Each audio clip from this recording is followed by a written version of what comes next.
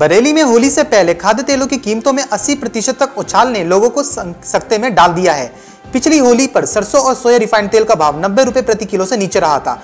Refined और palmolein oil का rate भी 75 रुपए किलो के आसपास ही था, लेकिन इस बार खाद्य तेल की कीमत 2 गुने तक पहुंच गई है। जयपुर में जिला मुख्यालय स्थित आलनपुर कृषि उपज मंडी में इन दिनों कृषि जिंसों की भरमार है। खासकर चने की ज्यादा आवक बनी हुई है। बड़ी संख्या में किसान मंडी में सरसों, चना, गेहूं, मेथी व धनिया सहित अन्य जिन्स बेचने के लिए पहुंच रहे हैं। इसके चलते मंडी में कृषि जिन्सों की बंपर आवक हो रही है। गेहूं व सरसों की अपेक्षा मंडी में एक सप्ताह से लगातार चने की आवक में वृद्धि हो रही है।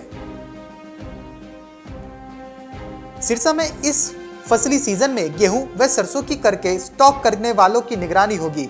स्टॉक करने वालों को समय पर मार्केट कमेटी को सूचना देनी होगी। ऐसा नहीं करने वालों पर मार्केट कमेटी द्वारा कार्रवाई की जाएगी। इसी के साथ पूरी फीस के साथ जुर्माना भी वसूल किया जाएगा। इसके लिए मार्केट कमेटी के सचिव ने निर्देश जारी भी कर दिए हैं। हरियाणा के झज्जर में इस बार बहादुरगढ़ में किसान सरकार को सरसों नहीं बेचेंगे। किसानों ने ये फैसला इसलिए लिया है क्योंकि इस बार प्राइवेट खरीदार सरकार के एमएसपी से ज्यादा भाव दे रहे हैं। किसानों की सरसों एमएसपी से तकरीबन 700 रुपए ज्यादा के भाव पर बिक रही है। देश में इस साल रिकॉर्ड सरसों उत्पादन की उम्मीद है। Central organisation for oil industry and trade यानी COOIT के मुताबिक 2020-21 के मौजूदा रबी सीजन में 89.5 लाख टन सरसों उत्पादन का अनुमान है।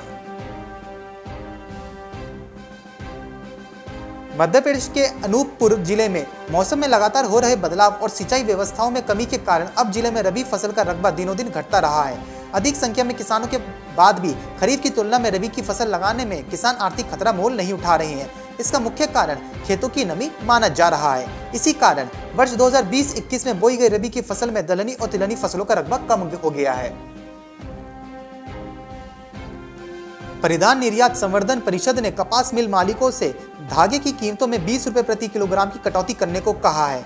AEPC ने कहा है कि क्षेत्र की वृद्धि के लिए यह जरूरी है। साथ ही धागे के बढ़ते दामों से क्षेत्र की प्रतिस्पर्धा क्षमता प्रभावित हो रही है।